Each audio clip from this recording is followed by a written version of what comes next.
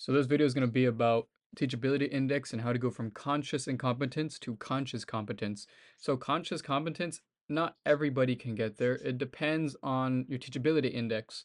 And one thing about teachability index is reading is very important. That's number one thing, is that reading is very important. All of you should be doing that for any topic that you want to learn about, whether it's business, whether it's art, anything. Just learn about, or read biographies, read anything about people in the, how would you say it, in what you want to learn about, any topic.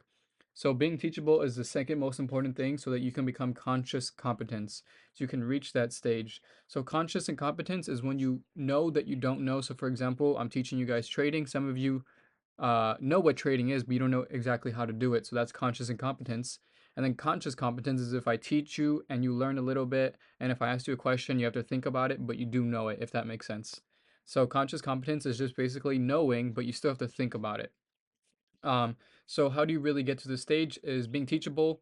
How do you know if you're teachable? There's a few things. First of all, becoming an apprentice, right? Are you willing to learn from somebody? Are you willing to become a student, whether it's somebody teaching you something or you watching videos online? Can you sit there and can you study and can you focus? Which goes to the fourth and final one, which is your willingness to change.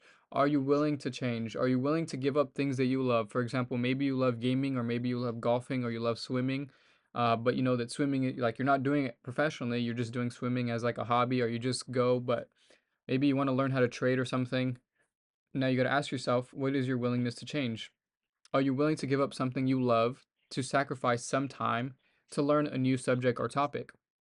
And honestly, sacrificing your time or sacrificing anything for something that will benefit you, which essentially is discipline, that's like the ultimate form of self-love, because it's getting rid of pleasures now for the advantages of what it will bring you later on. So self-love literally starts with sacrificing things that you do love for things that will benefit you in the future. Does that make sense? So your willingness to change.